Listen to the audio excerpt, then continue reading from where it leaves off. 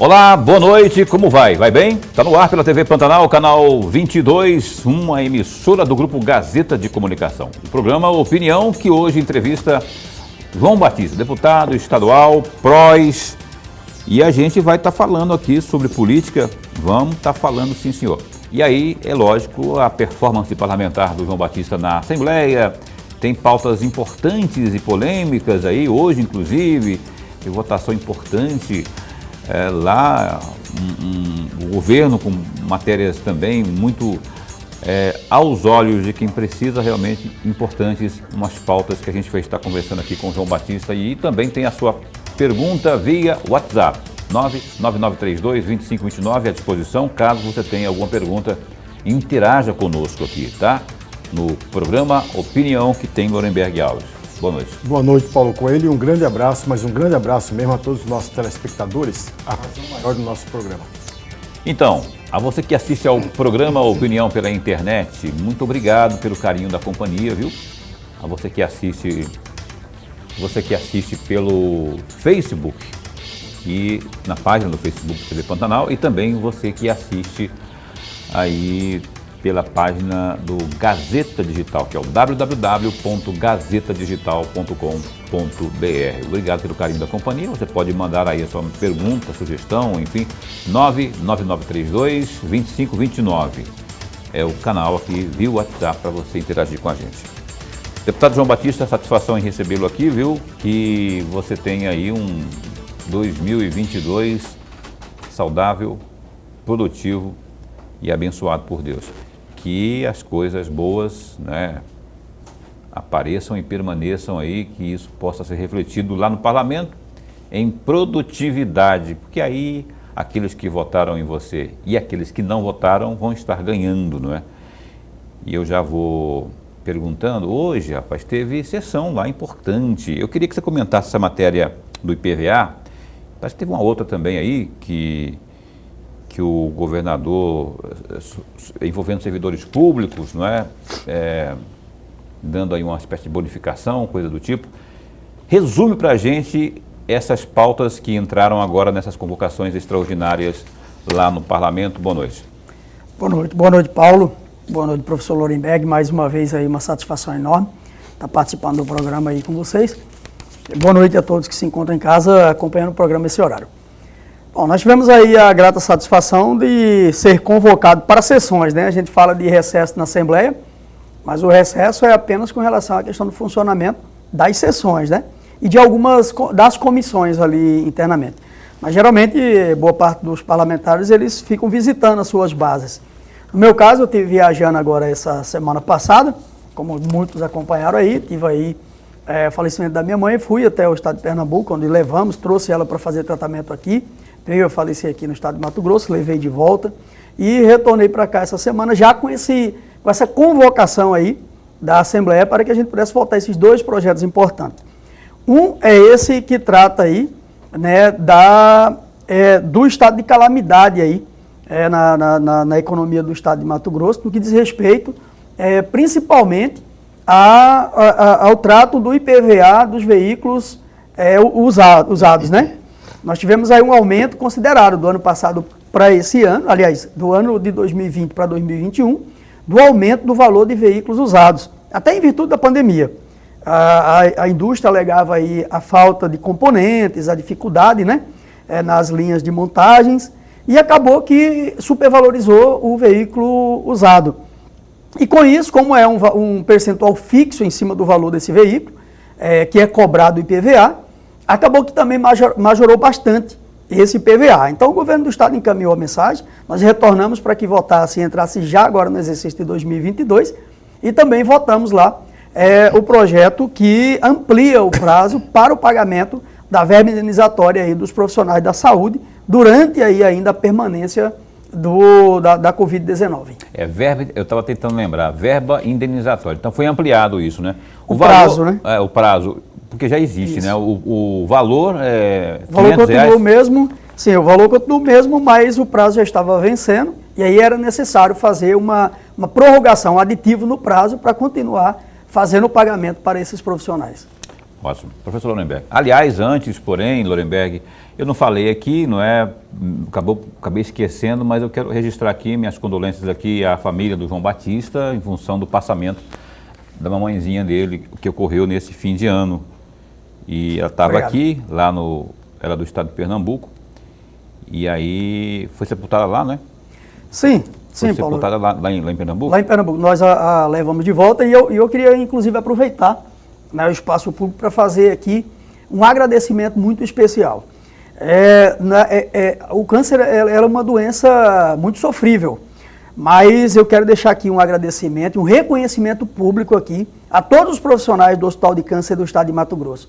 Muitas vezes a gente não sabe o quanto aquelas pessoas ali são carinhosas, cuidadosas, e não estamos falando porque foi a mãe de um deputado, porque quando as minhas irmãs lá estiveram acompanhando a minha mãe, a grande maioria dos funcionários sequer sabia quem era João Batista, né? E foi muito bem tratada, a gente pôde perceber muitos pacientes que vêm, aliás, Paulo, viaja 700 quilômetros muitas vezes para vir aqui na capital fazer quimioterapia, radioterapia, né, passa por todo esse sofrimento, mas aqueles funcionários, eles fazem de tudo para minimizar aí, né, esse sofrimento.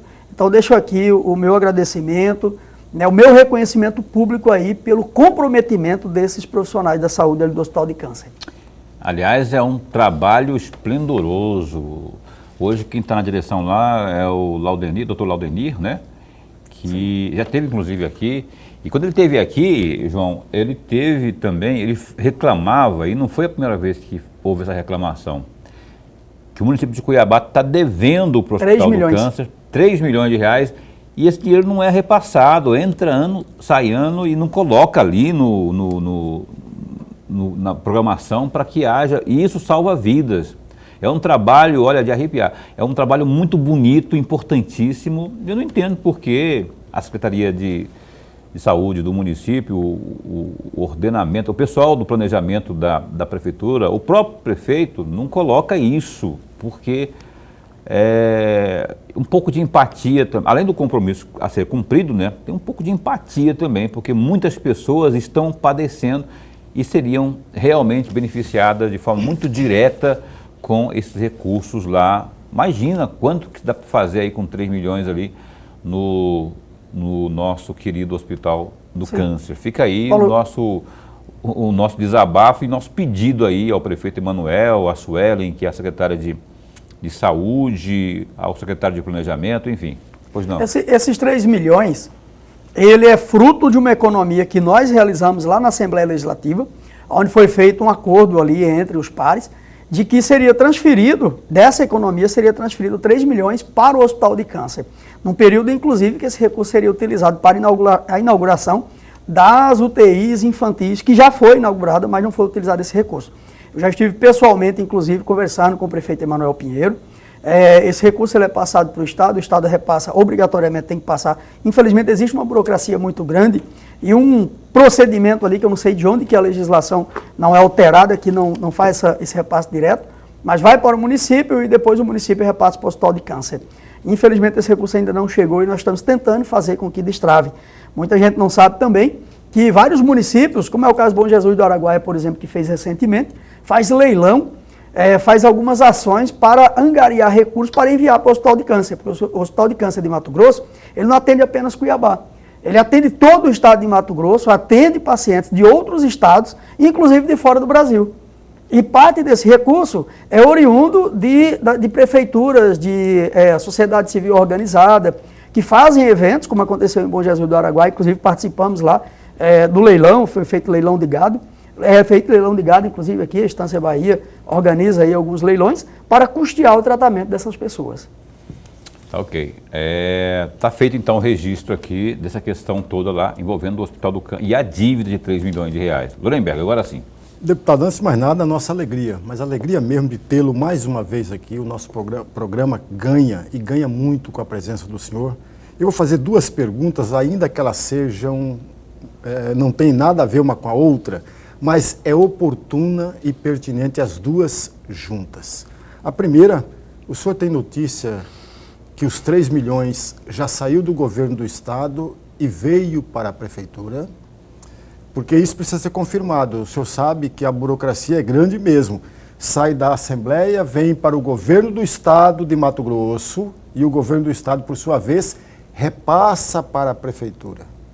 A minha pergunta é, já saiu dos cofres do governo do estado e foi para a prefeitura? Essa é a primeira questão. A segunda questão, no final de dezembro, de acordo com a imprensa, de uma forma geral, de acordo com a imprensa, o senhor, em dezembro do ano passado, portanto, mês passado, o senhor teria anunciado que iria deixar a base governista. Se isso é verdadeiro, deputado, qual foi a razão, qual foi a motivação que o levou, ou que está provocando o senhor a deixar a base aliada? Então, primeiro, com relação a essa questão dos 3 milhões, nós conversamos principalmente com o secretário Gilberto Figueiredo e a informação é exatamente que esse recurso já havia sido repassado para o município. Só que o município precisaria publicar uma portaria ali, regulamentando esse repasse. Infelizmente, até agora não foi feito. Inclusive, há algumas semanas atrás, conversei com vários outros colegas parlamentares que também ficaram surpresos, porque o nosso compromisso, professor, lá na Assembleia, ano a ano, é fazer o quê? É economizar para que o recurso ele seja devolvido para o Executivo e que ele gaste naquelas políticas mais essenciais.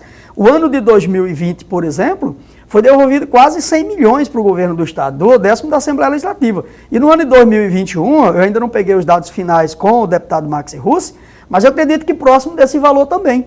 Então é recurso que é devolvido, nós não podemos repassar da Assembleia diretamente para qualquer outro órgão. Então ele é devolvido para os cofres do Executivo e o Executivo ele faz o repasse para aquelas ações que considera essencial naquele momento. Mas a gente continua cobrando esses 3 milhões. E não só esses 3 milhões.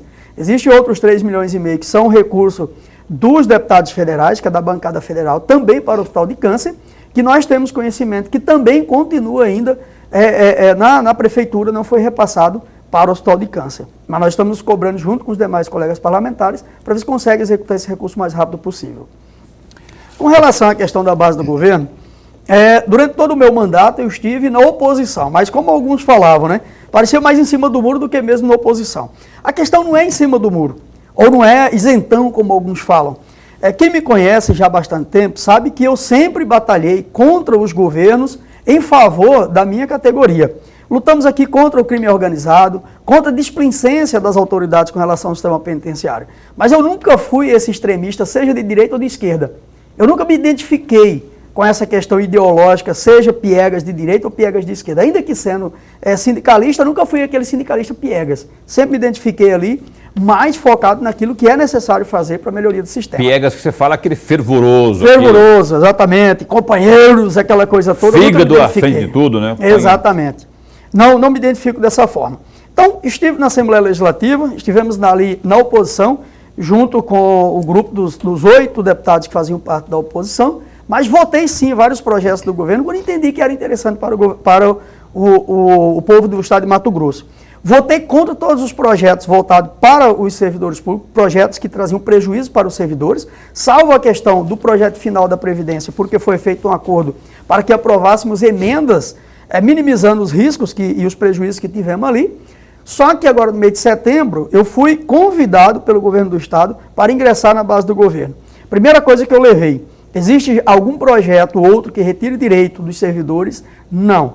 O estado de Mato Grosso, hoje, segundo o próprio governador Mauro Mendes, se encontra saneado financeiramente e é o momento do governo olhar não só para os demais cidadãos, mas principalmente para o servidor público, que foi um dos que contribuiu bastante aí para a melhoria do estado de Mato Grosso.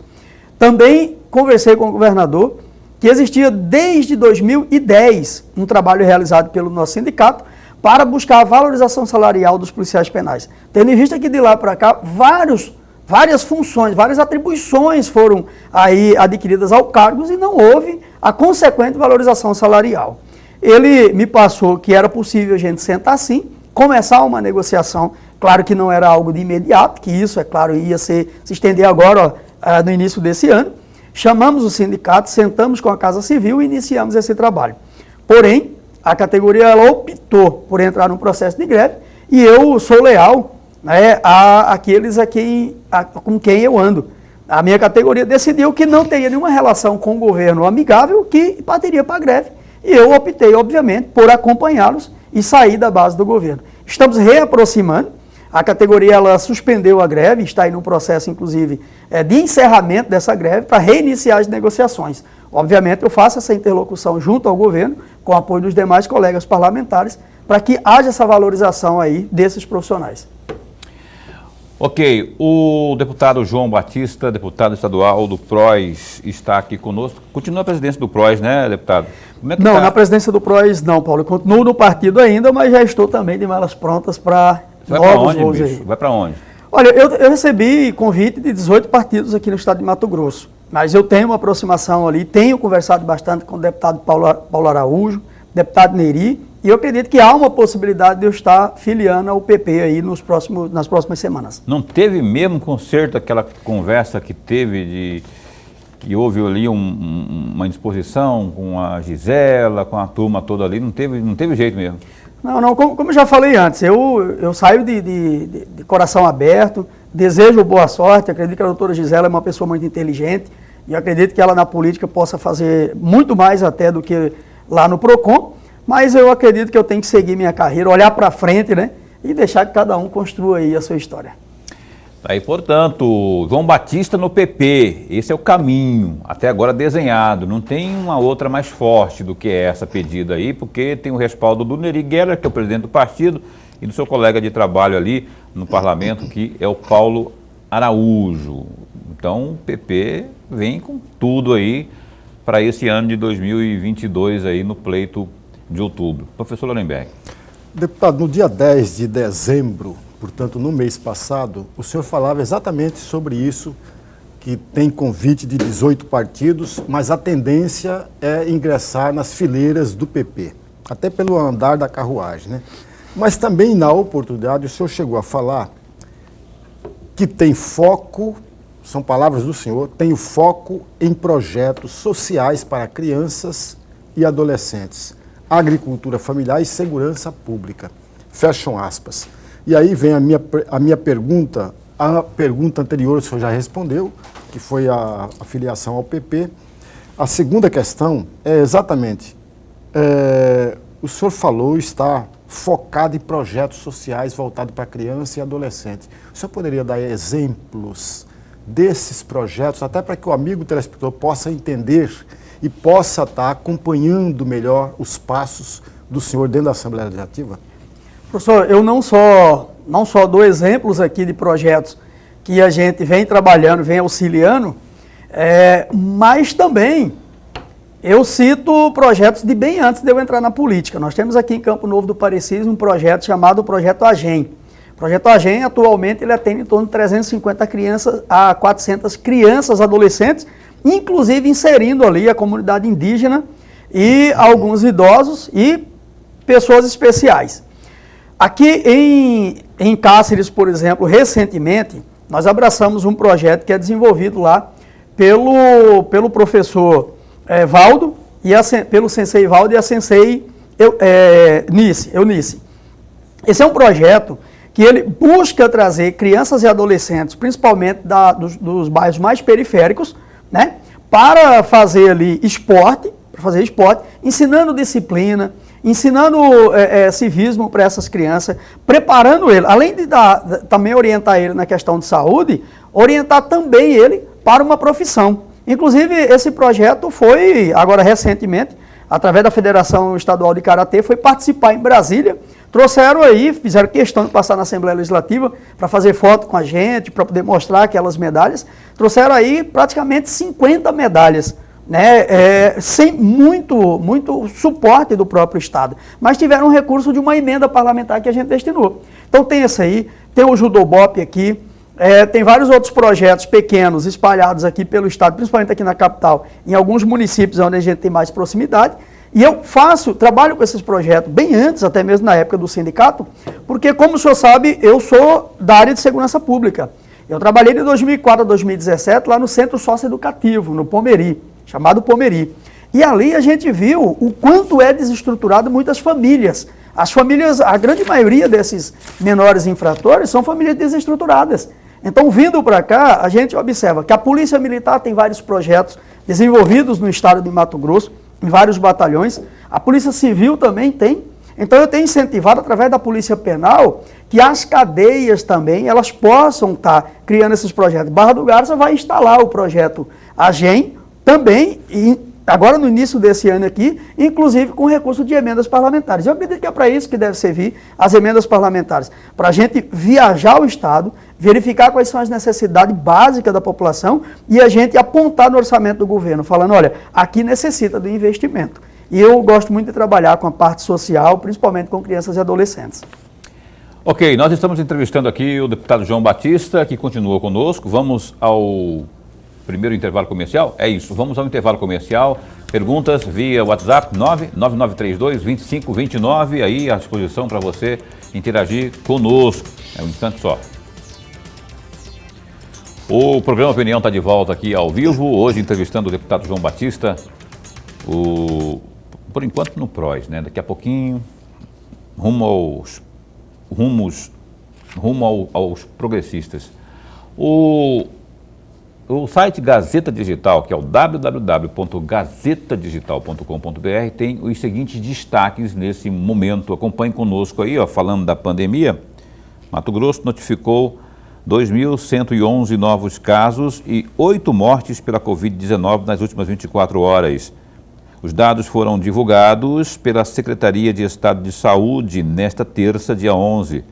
Com a atualização, Mato Grosso passou a contabilizar 567.357 contágios, sendo que em 543.947 casos, as pessoas infectadas testaram positivo em novos testes. Contudo, houve registro de 14.110 mortes por complicações da doença. A taxa de ocupação das unidades de terapia intensiva, as UTIs, apresentou uma alta em relação ao boletim divulgado na segunda-feira, dia 10, saltando de 54,97% para 59,74%. São contágios registrando, assim, 92 pessoas internadas. Paralelamente, a taxa de ocupação de leito de enfermarias se manteve estável no período das últimas 24 horas, na casa dos 16%. Contudo, o número de pessoas em isolamento domiciliar disparou de 7.293 para 8.677. Está aí, ó, alarme, estado de alerta. Mais um destaque aí do Gazeta Digital, a gente falou sobre isso a gente já falou isso aqui agora há pouco.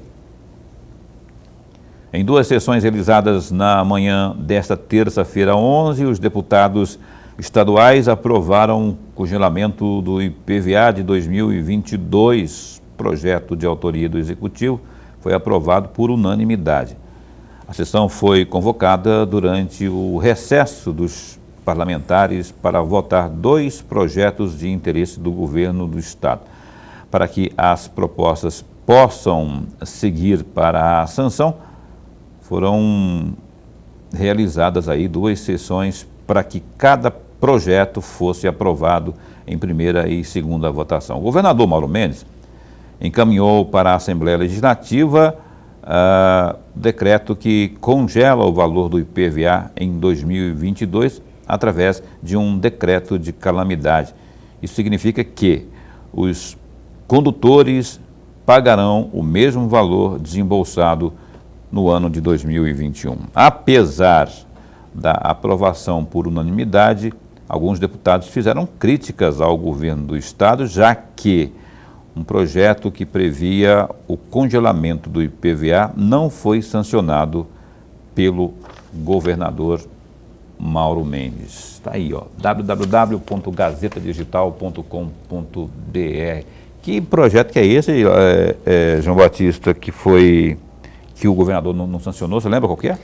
Sim, na verdade, tinha 2 projetos dessa natureza, um inclusive do deputado Chuchu Dalmolin, com autoria praticamente de todos os demais colegas parlamentares, e um outro do deputado Ulisses Moraes. No que pese, nós temos ali uma prática no parlamento de que projetos que traz impacto financeiro para o executivo, ele padeça ali de vício de iniciativa. Mas hoje mesmo eu vi uma fala do deputado Eduardo Botelho, que inclusive nos surpreendeu, de que já há um julgado no STF, não sabia disso, já há um julgado no STF, falando que não, nesse caso não seria vício de iniciativa. Na verdade, seria ali a prática do exercício legal do próprio parlamentar em defesa do direito do contribuinte. Então, até já pedi para que a nossa assessoria ela pudesse estudar mais essa questão desse julgado do STF, em cima daqueles projetos que a gente apresenta, que em tese teria visto iniciativa. Professor Orenberg. Deputado, eu vou fazer uma pergunta ao senhor que eu já fiz para o deputado Avalone, que esteve aqui no nosso programa na semana que passou. E eu farei para todos os parlamentares que virem ao nosso programa. No dia 1º de dezembro de 2021, a Assembleia Legislativa reprovou ou rejeitou um projeto de iniciativa do governo do Estado que criava o Conselho Estadual de Pessoas LGBT. Esse projeto foi arquivado sem ter discussão nenhuma por conta do líder do governo que presidia a sessão à época. Foi desengavetado, voltou para o trâmite normal e esse projeto, no dia 1º de dezembro, foi reprovado por 11 votos contra 5 votos favoráveis. De acordo com a imprensa, o senhor teria votado contra o projeto. E aí eu tenho 3 perguntas, deputado. A primeira delas, eu vou fazer as 3 perguntas, porque aí o senhor tem mais tempo para discorrer. A primeira delas, qual a razão, qual a motivação que o levou a votar contra o projeto? Segunda questão, na sua opinião, o governo, trata-se de um projeto do governo, o governo fez esforço suficiente para que a sua base aliada aprovasse esse projeto ou não? Uma prova disso é o próprio líder do governo que votou contra o projeto. A terceira questão, por que a Assembleia de Mato Grosso, deputado, ao contrário de todas as outras assembleias no país, tem dificuldades, mas muita dificuldade, para reconhecer a existência e o direito da pessoa LGBT? Bom, primeiro, com relação à questão da votação na criação do Conselho. Logo de início, quando o projeto chegou à casa, eu já tinha declarado o meu voto pela aprovação do Conselho.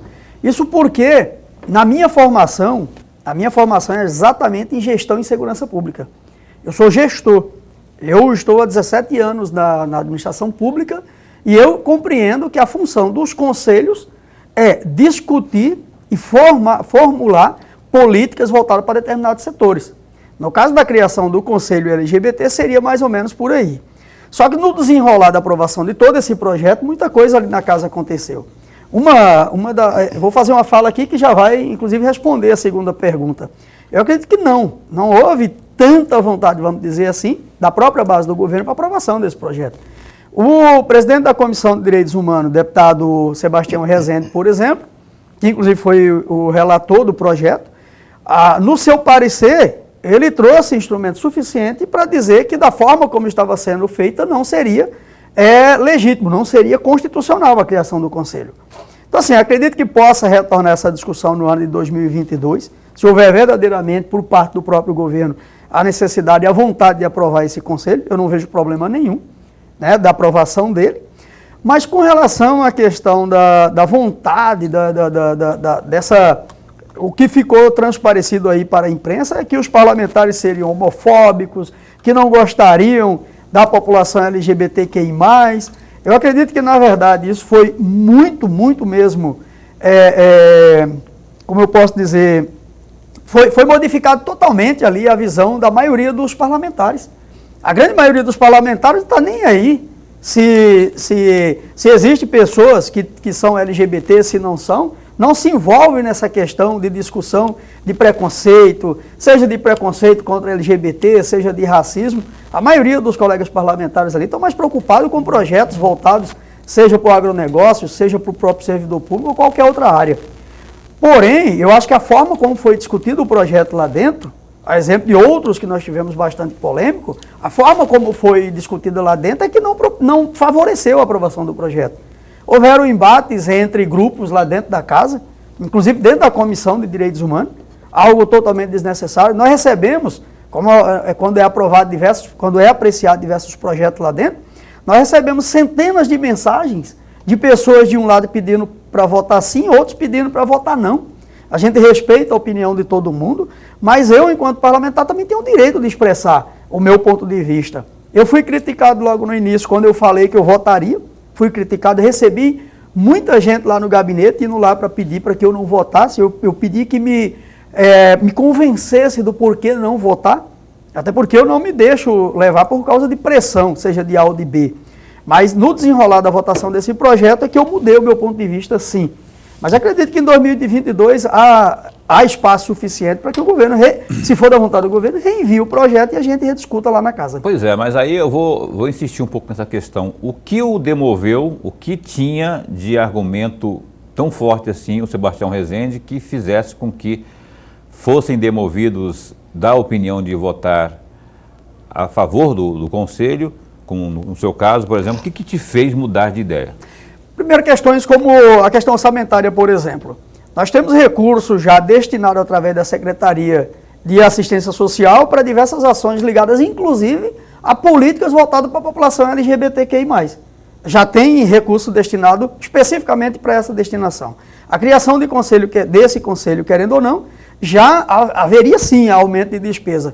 No ano de 2022, nós temos um orçamento de 26,5 bilhões, com o superávit, que a gente acredita que vamos fechar em 30 bilhões, e eu acredito que sim, poderá criar o conselho, inclusive com recursos próprios. Aliás, o Estado tem, se não me engano, são 17 conselhos já existentes, cada conselho com seu orçamento. 11 conselhos na assistência social.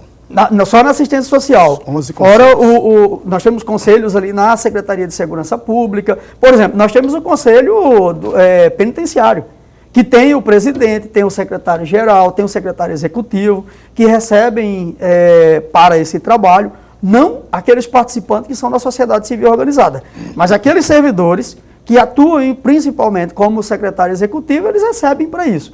Eu não vejo problema nenhum de se rediscutir nesse ano de 2022, mas eu, particularmente, naquele momento, não me vi convencido a votar no Conselho. Naquele momento, não me vi convencido.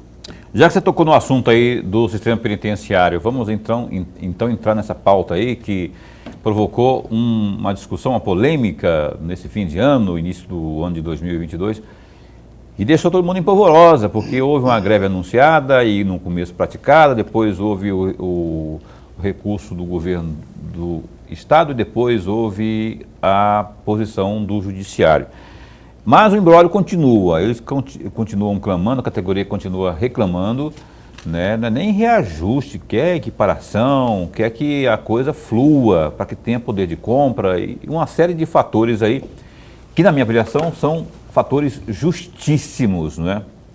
Eu queria saber como é que está, nesse momento, a discussão sobre isso. Então, Paulo, como eu já falei, na verdade a negociação da tabela salarial da Polícia Penal, ela se iniciou com a ida do deputado João Batista para a base do governo, exatamente para abrir essa negociação.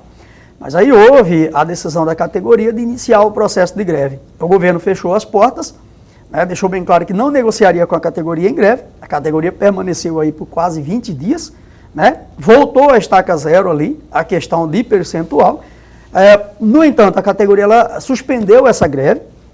Já conversei com o secretário Mauro Carvalho, tenho conversado com os colegas parlamentares, vamos reiniciar esse processo, né, esperar, como o governo mesmo falou, reiniciou da estaca zero. Eu estou dialogando, inclusive estive com o governador agora nessa semana passada, né, e vou sentar com ele novamente, para que a gente possa reiniciar esse processo de negociação, como você mesmo falou. É uma negociação justa. Eu fiquei abismado aí com as decisões do Tribunal de Justiça do Estado de Mato Grosso. Durante 10 anos em que estive como presidente daquele sindicato, nunca vi decisões tão agressivas contra essa categoria. Agora nós vamos trabalhar para recuperar esse prejuízo e fazer justiça com esses profissionais. Mas você não acha que... Eu não quero criticar, eu já falei aqui que eu acho justíssimas as reivindicações da categoria, mas você não acha que houve uma precipitação assim da categoria? Porque se primeiro você parte para o diálogo, vai lá, esgota toda e qualquer possibilidade de negociação.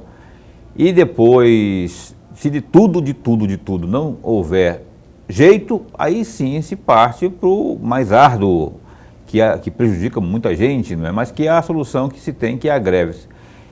Porque o governo alega que não houve essa chamada para a conversa, para o diálogo. Na verdade, nós tivemos reuniões ali com o secretário Mauro Carvalho e na terça-feira nós estivemos sentados, né? Na quarta-feira houve a Assembleia da Categoria, onde foi deliberado pelo início da greve. Mas houve sim, foi publicado nas redes sociais, na imprensa. Muitos servidores nossos, muitos policiais, eles criticam muito, tem algumas falas do governador que eu acredito não ser necessária colocar, principalmente nesse momento, no momento de animosidade, essa questão de comparativo de uma categoria com a outra, mas o governador está no papel dele e a Polícia Penal está no seu papel. A mim, enquanto parlamentar, enquanto ex-presidente desse sindicato e enquanto pessoa que acredita ser justo essa valorização salarial, compete aproveitar o espaço que eu tenho hoje como parlamentar, essa cadeira na Assembleia Legislativa, pegar o apoio que já foi reafirmado pelos colegas parlamentares, para que a gente agora no início de fevereiro sente com o governo do Estado e a gente busque essa valorização salarial. Ok, estamos conversando aqui com o João Batista, deputado estadual. Um abraço para todo mundo aí do sistema penitenciário. Nós tínhamos marcado uma entrevista para agora, para essa semana, com o Jean lá, não é? Que é um diretor lá do sistema penitenciário, e ele pediu para a gente adiar, porque ele teve uma viagem de última hora aí, então vamos conversar sobre o assunto na semana que vem lá com o Jean. E um abraço a todos aí que estão acompanhando o programa Opinião, sempre o pessoal acompanha, quando vem secretário de segurança aqui, então o pessoal vem na garganta, cobrando aí concursos e por aí vai. Muito obrigado aí pelo carinho da companhia de vocês. Opinião dá um tempinho só e volta já já. Então tá, cá estamos de volta ao vivo, o último bloco então da entrevista com o João Batista, deputado estadual, o João Batista, que é do PROS. Ô João, a propósito, como é que está a situação das emendas impositivas, não é? O governo está pagando, não está pagando? Como é que você encaminhou as suas emendas em 2021? Por que eu estou perguntando isso? É uma forma de você prestar conta aqui, quem que foi beneficiado com emendas suas, enfim. Dá uma pincelada aí sobre a sua atuação do ano passado. Sim, Paulo, na verdade é importantíssima essa prestação de conta dos parlamentares. Como eu já falei, essa questão das emendas impositivas é a discricionariedade ali que o parlamentar tem de indicar dentro do orçamento do Estado, né, um determinado percentual, 1% da receita corrente líquida, que é distribuído ali para os 24 deputados, onde eles vão apontar. 25% dessas emendas, obrigatoriamente, tem que ser aplicada na educação, e aí nós fizemos o encaminhamento para diversas escolas, principalmente diversas escolas estaduais, né, para reforma de telhado, reforma do refeitório, para aquisição de computadores, alguns para repasse aos municípios, para utilização na educação desses municípios, 12% para a área de saúde. Diga-se de passagem, uma das primeiras emendas que nós conseguimos com que o governo do Estado pagasse foi um aparelho de raio-x lá para o município de Comodoro, e estive lá, inclusive, com os profissionais da saúde, verificando o funcionamento desse equipamento. Aí eu falo para você da importância do trabalho de fiscalização e de representação do parlamentar, pois lá no município de Comodoro, o único aparelho de raio-x que tinha lá, que já tinha 17 anos de uso, estava estragado há 30 dias, e as pessoas que precisavam, de repente, quebrou um braço, precisavam deslocar dali a Vilhena, no estado vizinho, para poder fazer um raio-x. Andando lá 100, 150, 200 quilômetros, muitas vezes, para poder fazer um exame simples que pode ser feito nesse município, com recurso muito pequeno. Um aparelho desse custa aí em torno de 150 a 270 mil reais. E aqui em Paranatinga, por exemplo, nós temos também recurso para aquisição do aparelho de raio-x, onde a prefeitura complementou o recurso, através do prefeito lá, prefeito Marquinho, que também está sendo muito bem utilizado, né? Então, esses 12% utilizados na área de saúde, nós utilizamos para diversas unidades de saúde espalhadas pelo estado inteiro aí. Infelizmente, a gente não consegue muito colocar aqui na nossa cidade, né? Eu sou daqui de Cuiabá, ou moro aqui há 24 anos, mas não consegui por causa dessa briga, muitas vezes, aí do governador e o prefeito, né? 6,5% para a cultura, 6,5% para o esporte. E através desse recurso que é destinado para o esporte, que nós trabalhamos principalmente esses projetos sociais que eu falei aqui, né? Da cultura mesmo. Nós tivemos vários eventos na área de cultura e apesar da pandemia, mas agora já no finalzinho do ano, alguns foram realizados ali com pouco público e foi utilizado recurso dessas emendas para a realização desses eventos. E é claro, boa parte deles nós destinamos ali para a agricultura familiar, que é uma outra área que eu gosto muito de trabalhar, para aquisição de aparelhos ali, de computadores para Empaé, né, para veículos, implementos agrícolas para alguns municípios e boa parte também aí para a área de segurança pública, para aquisição de equipamento de proteção individual, para qualificação de servidores, para aquisição de armamento, coletes e outros. Tá certo. O montante hoje que cada deputado recebe em emendas é quanto está sendo pago pelo governo? Olha, para o ano de 2022 a previsão é de em torno de R$ 9.480.000, distribuído, como eu já falei, distribuído dessa forma, né? 25% aí para a educação, 12% para a saúde. Não, tem que obedecer essa distribuição. Isso. Aí 50% fica livre para que ele destine em qualquer área, outras áreas da administração. Bem. Deputado, teve um trecho da fala, e me perdoe, talvez eu não tenha entendido direito, da resposta anterior, não a esta, mas a anterior. O senhor falou que, embora morando na cidade por 24 anos, o senhor tem dificuldades de trazer emendas para Cuiabá. E aí a minha pergunta, que provavelmente o amigo telespectador está fazendo. Se é isso mesmo que eu entendi, deputado, qual é a dificuldade? O governo não repassa essa emenda para o município de Cuiabá? Qual é a dificuldade para que o amigo telespectador possa entender? Olha, professor, eu quero começar, na verdade, falando de uma entrevista recente do próprio governador Mauro Mendes, em que ele falou que teve sentado ali com o vice-prefeito Alberto Estopa e de que ele vai saldar ali aquelas emendas que foram repassadas daqui para frente pelos parlamentares. Mas nesses anos anteriores nós tivemos essa dificuldade muito grande e todos os parlamentares, digo isso de todos, né, exatamente que existia, todo mundo sabe aí, essa animosidade entre o prefeito e o governador. Isso acaba prejudicando Cuiabá. Eu falei que uma vez eu fui uma visita lá em Salvador e presenciei uma briga saudável entre o governador e o prefeito, porque a cidade de Salvador era um canteiro de obras ali constante. Lá quando o prefeito fazia uma obra, o governador ele não queria ficar por baixo, ia lá e fazia uma obra maior. Então essa é uma briga saudável. Mas aqui, infelizmente, na nossa capital, nós tivemos aí nos primeiros anos aí, uma dificuldade muito grande de colocar a emenda, recurso da administração do estado de Mato Grosso em obras e ações aqui para a capital. Exatamente por causa dessa briga entre os dois. Deputado, eu vou voltar a falar da questão de política, eu ia falar do PROS, mas o PROS, como você está saindo de lá, você deve disputar a reeleição, não é? E a questão indo para o progressista, como é que está a conversa nesse sentido de montagem de chapa a deputado estadual? Olha, o deputado Paulo Araújo, ele está com essa incumbência, né, de formatar essa chapa do PP. Tivemos aí alterações na legislação eleitoral recentemente, inclusive com a criação das federações.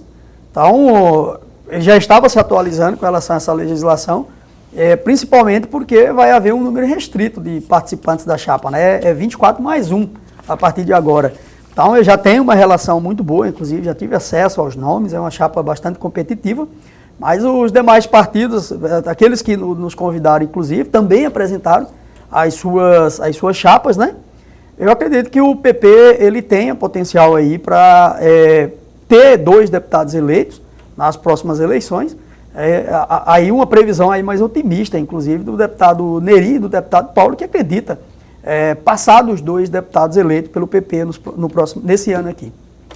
Então, assim, já tem mais ou menos data, assim, tem a questão da legislação, mas, assim, mais ou menos quando que deve ter essa sua filiação?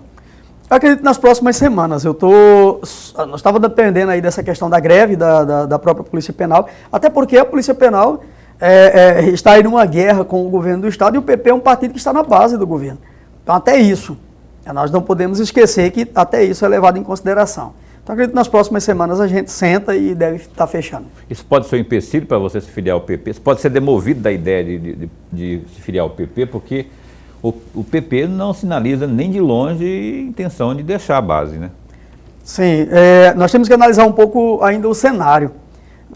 Nós não sabemos ainda, aqui no estado de Mato Grosso está tudo muito nebuloso, você não sabe ainda quem que será candidato realmente a governo do estado, tirando o governador Mauro Mendes, que no que pese ele dizer que ainda está analisando a possibilidade, nem sabe que é candidato à reeleição.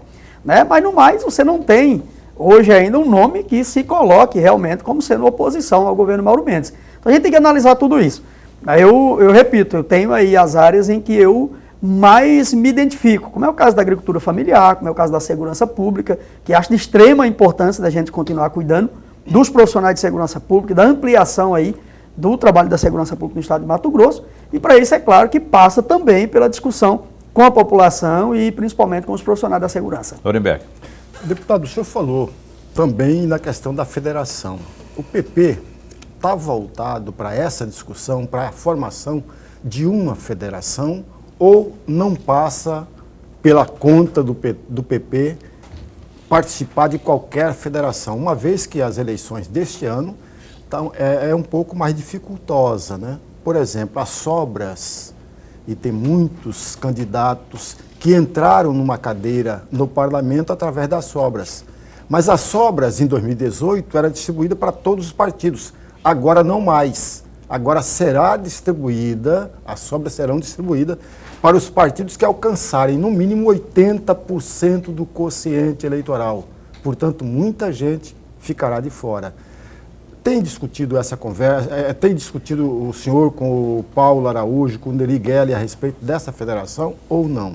Não, professor, eu na verdade já tive algumas conversas com o deputado Neri, com o deputado Paulo Araújo, mas eu não tratei sobre essa questão estrutural do partido, né? Quais as decisões, até porque existe essa questão da federação, ela é verticalizada, né? Ela, na verdade, ela é discutida em nível nacional. Exatamente. Não sei se o PP, no caso, ouviria aí as suas estaduais, mas essa parte das federações eu não discuti com os deputados ainda não. Deputado João Batista, tem um projeto seu que trata, que na verdade foi inclusive uma matéria aprovada, não é? Que trata da gratuidade no transporte no intermunicipal aí para servidores da segurança. Como é que isso vai funcionar na prática? Então, na verdade, ainda é projeto, né? Foi aprovado em primeiro, ainda precisa passar por algumas comissões de segunda, né? Uma vez passando e sancionado, vai funcionar de que jeito? Na verdade, o transporte coletivo intermunicipal destinaria uma das cadeiras para o profissional da segurança pública e, é claro, nas demais 2 ou 3, daria desconto para esses profissionais. Qual que é a razão, qual que é a justificativa da aprovação desse projeto? Nós temos aí, por exemplo, menos de 50 cadeias espalhadas no estado de Mato Grosso para 141 municípios. Então, muitas vezes, a unidade ela é fechada e o servidor ele tem que deslocar do seu município para tirar serviço numa cidade vizinha. Inclusive, isso entra até mesmo na necessidade dessa valorização salarial do policial penal. O policial penal hoje, com o seu salário, ele tem que custear o seu uniforme, ele tem que custear o seu transporte, enquanto que na iniciativa privada mesmo, a iniciativa privada ela concede né, o vale transporte para o trabalhador. Se ele mora no município e obrigatoriamente tem que ir para a zona rural, ou tem que ir para outro município, a empresa ela vai custear esse transporte para ele. E aqui no serviço público a gente não vê isso acontecer. Então, seja o policial militar, o policial penal, o policial civil, servidor da Politécnica ou sócio-educativo, se ele mora numa cidade e trabalha na outra, porque não tem essas unidades na cidade dele, ele é obrigado a custear esse transporte. Então acaba que o trabalhador, ele acaba destinando aí uma parte substancial do seu salário. Inclusive havia um projeto anterior do deputado Claudinei e foi vetado pelo governo exatamente com a alegação do visto de iniciativa. A gente quer trabalhar junto ao governo para sanar o visto de iniciativa, para não ser apenas um projeto para levantar aplausos aí da categoria, mas que tem efetividade lá na frente. Lorenberg? Deputado, o senhor no mês de agosto recebeu no gabinete, lá na Assembleia Legislativa, o presidente do MT-Prev. Não sei se o senhor recorda desse encontro, mas a minha pergunta é exatamente nessa direção. Qual é o resultado prático desse encontro entre o senhor e o presidente do MT-Prev? Professor, nós estamos fechando agora, no mês de fevereiro, eu quero apresentar o relatório da CPI da Previdência. E nós ainda tínhamos alguns pontos ainda que precisavam ser elucidados. Nós recebemos lá a secretária adjunta de contabilidade lá da Cefaz e o presidente do MTPrev nas últimas oitivas que nós fizemos através da CPI. E posterior, tive conversando com o presidente, ele esteve no gabinete, não só o presidente, mas também o assessor jurídico, o doutor Bruno, para a gente buscar mais algumas informações. Eu vejo que ali na Previdência mesmo, na reforma da Previdência, ficaram vírgulas que devem ser refeitas e que podem ser refeitas, né? Que inclusive o próprio MTPrev compreende, mas que isso tem que ser alinhado com o governo do Estado.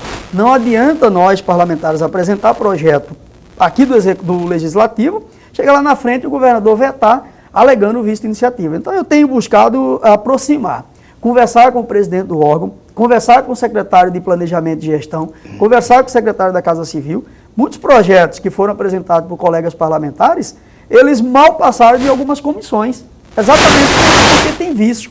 Então eu quero trabalhar exatamente no sentido de sanar os vícios, e se esse projeto, se essa alteração dessa vírgula, ou desse termo utilizado que está prejudicando os servidores, né, se ele só pode ser feito do Executivo para o Legislativo, que a gente combina, eu retiro o meu projeto, o Executivo manda o projeto dele de lá para cá e a gente trabalha a aprovação aqui. Batista, para encerrar aqui, eu queria que você fizesse uma avaliação do seguinte sentido. A categoria dos servidores públicos ligados à segurança pública, esses servidores têm reclamado bastante aí quanto à questão de concursos públicos, né? Sempre quando vem aqui, que nem eu disse no bloco anterior, né, algum secretário, o próprio governador quando vem, a cobrança é daquelas assim que realmente é colocar o cara contra a parede e não é por acaso, é porque realmente há uma defasagem aí que eles alegam. Como é que está sendo tratado isso, já que agora não tem mais o empecilho da lei federal, que até então proibia a realização de concurso público, né, lá em 2021, até o final do ano, agora já pode. Como é que isso está sendo organizado, já que você compõe a ala da segurança da Assembleia? Então, Paulo, é interessante que a gente possa até esclarecer alguns pontos para a sociedade. A função do Estado é fazer o quê? É criar bem-estar social. E bem-estar social ele se cria também através da segurança pública. É um braço do Estado para se criar bem-estar social. Só que a criação desse bem-estar social precisa de pessoas. A gente sabe que muitas vezes otimizando o recurso público, utilizando o trabalho de inteligência, tecnologia, né, você consegue reduzir o número de homens trabalhando. Mas em determinadas situações, o homem, a tecnologia e a inteligência, ela não consegue substituir totalmente o homem. Acontece como a gente está vendo aí em alguns municípios do estado de Mato Grosso. Municípios que hoje têm praticamente 2 policiais militares apenas para patrulhar um município de 7, 8, 10, 20 mil habitantes. Então o governo do estado ele já fez agora o lançamento aí do edital do concurso público para a Polícia Militar, Corpo de Bombeiro, Polícia Civil, Politec. Nós temos o concurso em andamento aí da Polícia Penal e realmente, como você falou, o governo ele alegava aí a 173 e a 186. Eram legislações federais que, em tese, e também a lei estadual aí que regulava a questão principalmente da folha de pagamento, né? Então, hoje nós já superamos isso. No mês de dezembro aqui foi superada essa questão legal. Já tem lastro legal, lastro financeiro e contábil para a realização do concurso. Então, o governo lançou, nós vamos acompanhar até através da Comissão de Segurança Pública, para que seja realizado o mais rápido possível e que pudesse convocar esse pessoal, porque nós estamos em ano eleitoral. Nós temos essa implicação aí de um período que não pode ser feita a convocação desse pessoal. Tem a questão da lei eleitoral. Sim. Tem um período eleitoral que vem por aí e tomara que não sirva de novo, né, argumento aí para impedir que as coisas sejam realizadas aí. Vamos correr contra o tempo, porque ainda se quiser, se tiver força de vontade, é possível no primeiro semestre realizar alguma coisa aí em termos de concurso público. A gente não tem tempo para mais nada, tem horário de rede para cumprir aí. Quero agradecer ao João Batista. Deputado, muito obrigado por ter vindo. Obrigado, Paulo. Professor Lorenberg, mais uma vez, satisfação. Obrigado. Um abraço, um bom ano de trabalho legislativo lá. Um abraço para o Bruno, que está ali, né? O assessor de imprensa lá do João Batista. E ao Lorenberg Alves, um abraço e até amanhã. Até amanhã. A gente entrevistaria amanhã o secretário Alan Porto, da Educação, só que parece que não vai poder por conta de um contratempo. A gente estará amanhã ao vivo aqui com uma entrevista muito interessante para você, no Opinião, às 7h30 da noite. Até lá, fica bem, fica com Deus também.